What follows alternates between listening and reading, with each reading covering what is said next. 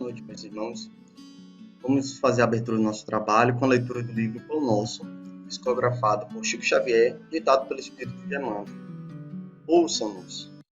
Disse-lhe Abraão: eles têm Moisés e os profetas. Ouçam-nos. Lucas, em capítulo 16, versículo 29. A resposta de Abraão ao rico da parábola ainda é ensinamento de todos os dias no caminho comum. Inúmeras pessoas se aproximam das fontes de revelação espiritual. Entretanto, não conseguem a libertação dos laços egoísticos de modo que vejam e ouçam, qual lhes convém aos interesses essenciais. Há precisamente um século, estabeleceu-se intercâmbio mais intenso entre os dois planos, na grande movimentação do cristianismo redivivo. Contudo, há grandes aprendizes que contemplam o céu, angustiados tão só porque nunca receberam a mensagem direta de um pai ou de um filho na experiência humana.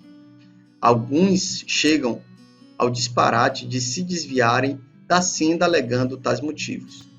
Por esses, o fenômeno e a revelação no espiritismo evangélico são um simples conjunto de inverdades, porque nada obtiveram de parentes mortos e consecutivos anos de observação.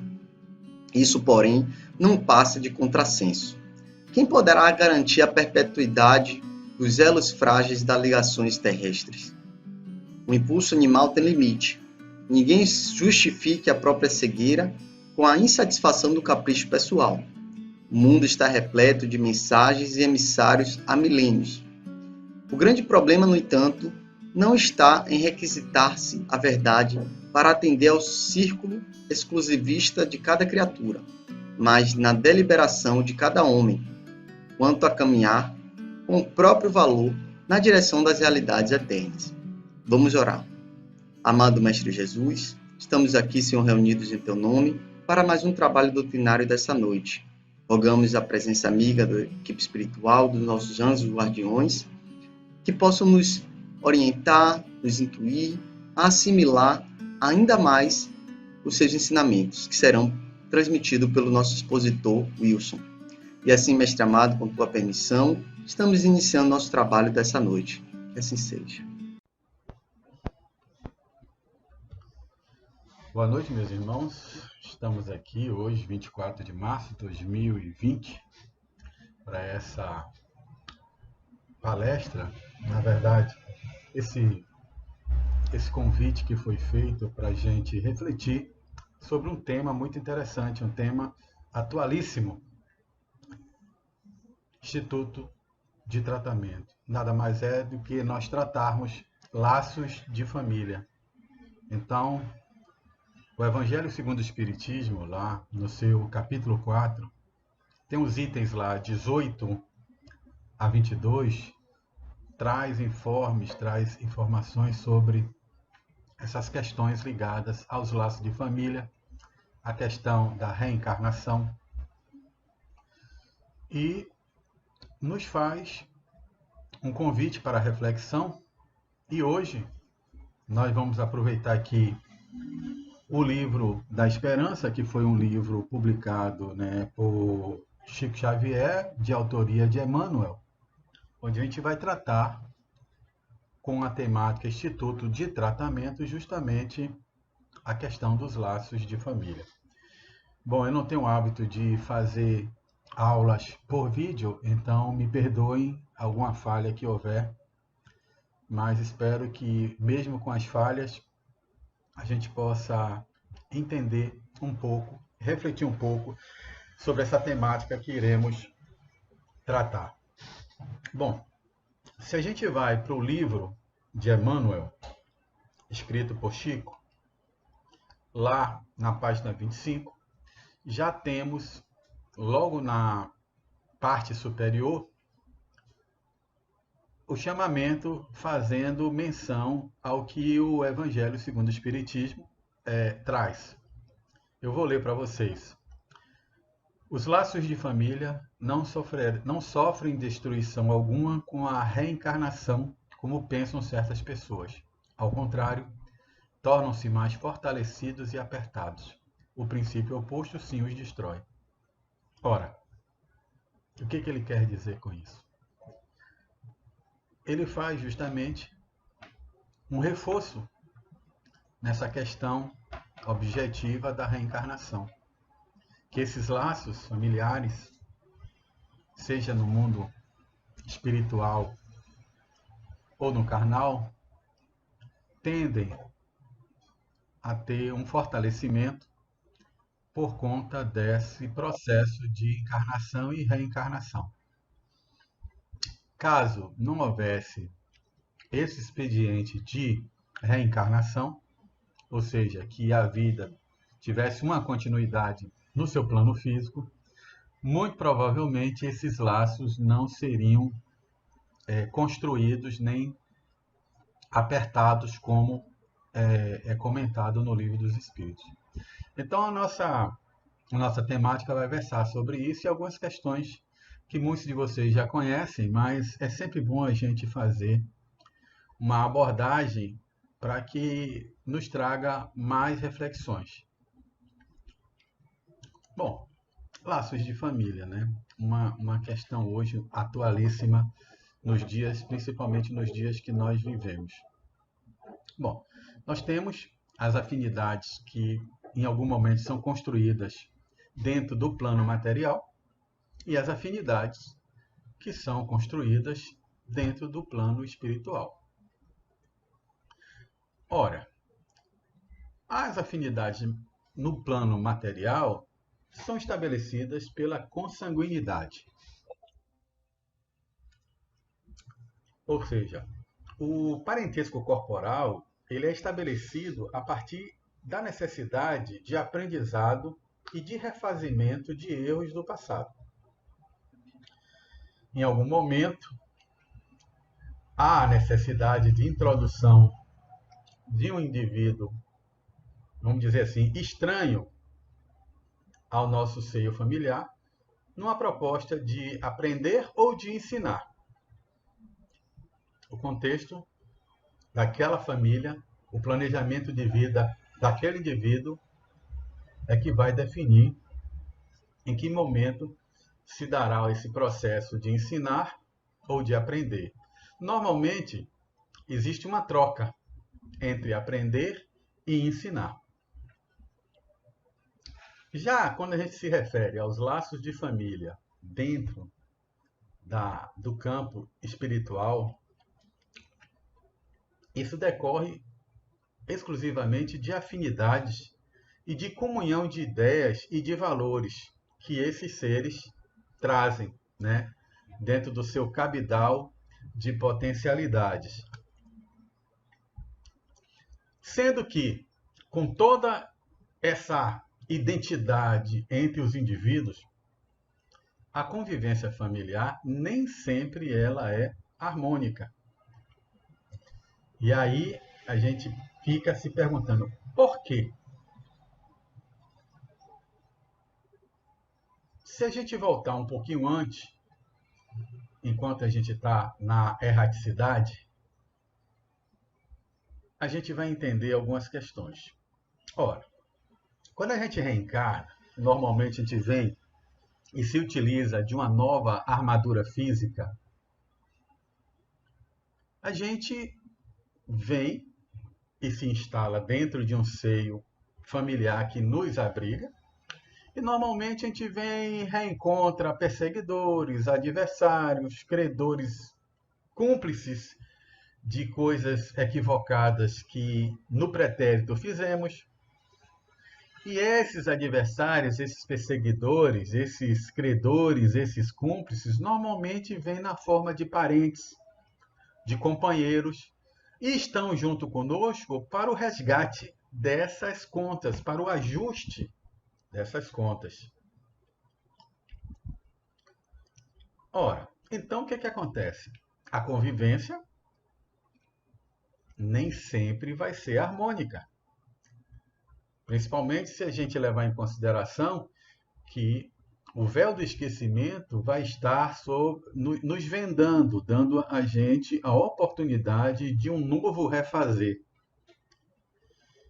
Então, dentro desse contexto, É normal, por exemplo, que exista uma certa dose de antipatia entre esses indivíduos na sua convivência. E, em alguns casos, essa antipatia chega a ser até explosiva. Então, o que acontece?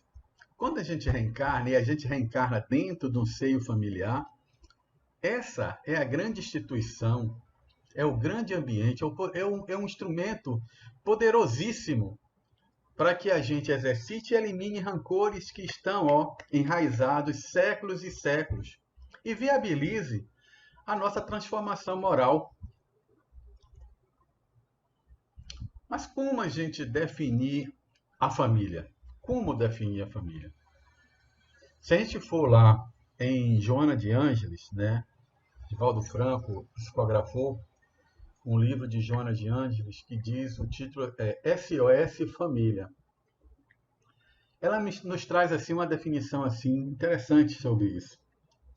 Ela diz: família é um grupo de espíritos normalmente necessitados, desajustados, em compromisso inadiável para a reparação, graças à contingência reencarnatória. Então, nós nos reunimos em um grupo que chamamos família, na Terra ou em qualquer orbe que se faça necessário, e ali estamos num processo de reajuste, de resgate, de aprendizagem e de ensino. Tudo isso visando o quê? Reparação de antigos débitos, harmonização e, acima de tudo, crescimento, tanto individual quanto coletivo. Se a gente pensar que na erradicidade, quando nós estamos no mundo espiritual, libertos, nossas consciências não têm aquele véu que nos impede de ver as nossas experiências passadas, a gente percebe as nossas falhas. A gente lembra dos nossos compromissos com os outros e que, por algum motivo, nós não cumprimos. Isso nos incomoda, isso nos traz momentos de aflição e nos faz e nos impele para que a gente vá aos nossos instrutores espirituais, nossos guias espirituais, a necessidade de uma nova reencarnação, de uma nova vida na carne, uma vida física. Evidentemente que todas essas questões são estudadas no plano espiritual. Mas o que a gente precisa entender é que qualquer plano de retorno ao orbe, ela tem a nossa plena consciência e nós atestamos e acordamos tudo que foi definido dentro do plano de vida que a gente acordou junto com essas entidades espirituais. Então, quando a gente desce, a gente sabe exatamente o que nós acordamos. Evidentemente que quando nós estamos na carne, isso de forma consciente não se manifesta, mas é algo que você dá o seu ok lá em cima. Nada é feito à revelia do espírito. E aí, quando você desce para o lar, que é esse grande ambiente onde nos matriculamos ao retornarmos à carne. O lar, esse ambiente que nós temos físico e que normalmente as famílias se constituem. No livro de Neio Lúcio, né, Jesus no Lar, ele traz, se eu não me engano, logo no início, as palavras de Jesus com referência a isso. Ele diz mais ou menos assim: o lar é um curso ligeiro para a fraternidade que desfrutamos na vida eterna. Sofrimentos e conflitos naturais em círculo são lições. Então ele dá esse indicativo, que o lar é de uma importância fundamental para a evolução do espírito. Essas relações estabelecidas entre os seres que estão habitando este ambiente é de extrema importância para o aprimoramento moral do ser e também, por tabela, da coletividade. Por quê? Porque nesse ambiente onde nós vamos experienciar, onde vamos partilhar, ou seja, teremos um partilhamento nessa vida doméstica, né? Nessa vida do lar, nessa vida familiar, uma série de situações, trabalharemos uma série de questões. Com que objetivo? Conquista de valores mais elevados. Teremos nesse processo a aquisição de potencialidades, o desenvolvimento de potencialidades que vão nos fazer crescer. E nesse processo de desenvolvimento de experiência, de partilhamento de experiências, nós vamos quitar débitos, nós vamos refazer laços de amizade, nós vamos quitar débitos com a natureza pelas transgressões que cometemos em outras vidas. Vamos auxiliar outros companheiros de jornada que, porventura, se apresentem no nosso trajeto e necessitem de orientação. Ou seja, vamos ter um cabedal de material riquíssimo em valores para poder trabalhar e desenvolver. Ora, quando a gente acorda junto aos nossos benfeitores espirituais, que devemos passar por essa ou por aquela prova, que a gente precisa dar continuidade a tarefas que foram interrompidas em algum momento atrás, e que por algum motivo, na primeira dificuldade, a gente abandonou.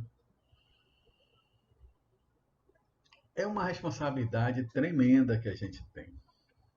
Então, hoje, quando você está no plano físico, junto daquele irmão que não consegue lhe entender, daquele pai que é autoritário e você não consegue se expressar, daquela irmã ou daquele filho mesmo que você possa ter, que você não consegue conduzir de forma harmônica um diálogo. E você chega e diz: olha, eu estou nessa vida cheio de coisas para resolver. Então eu vou deixar essa situação aqui com minha irmã, meu irmão, com meu pai, para a gente resolver num outro momento, numa outra encarnação. Ora, se a gente veio para o plano físico e estamos junto desse pessoal, é porque nós já adiamos esse encontro em outra encarnação. Então, não é mais possível a gente ficar adiando esses encontros. Agora é hora de resolver. Então, a gente precisa ter esse entendimento. Postergar esses momentos difíceis, normalmente você já os fez em existência anterior. E a gente precisa ter esse discernimento para não continuar no erro. Essa relação com os membros da família, ela é necessária para o nosso adiantamento. Isso, sem dúvida nenhuma, todos concordam. Nós precisamos exercitar a paciência, nós precisamos exercitar a compreensão.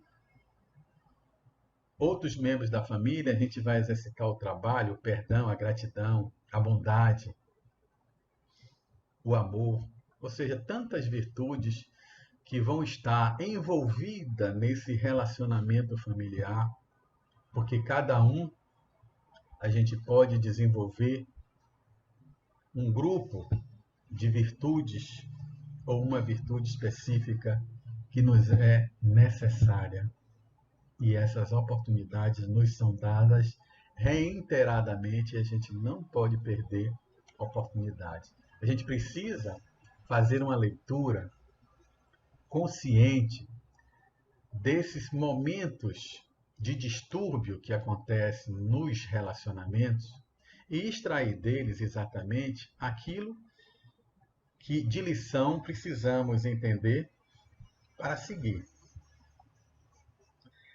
No livro Leis de Amor, também de autoria de Emmanuel, ele completa, ao ser indagado sobre o que precisamos para vencer essa luta doméstica, que para alguns dizem ser tão árdua. Ele diz o seguinte: devemos revestir-nos de paciência, de amor, de compreensão, de devotamento, bom ânimo e humildade, a fim de aprender a vencer na luta doméstica. Essas são as palavras na íntegra de Emmanuel nesse livro Leis de Amor. Porque é nesse ambiente doméstico que as almas elas se reencontram. E aí se reencontram sob variados motivos. Alguns resgate, outros afeições vêm justamente para ajudar o trilhar do indivíduo. Outros porque são desafetos, outros porque são omissão, ou simplesmente com a finalidade de estreitar os laços que vão unir essas criaturas.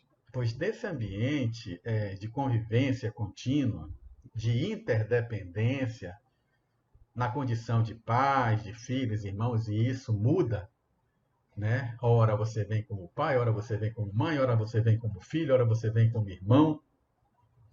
Aprendemos a nos entrelaçar através da convivência e aprendemos a nos amar.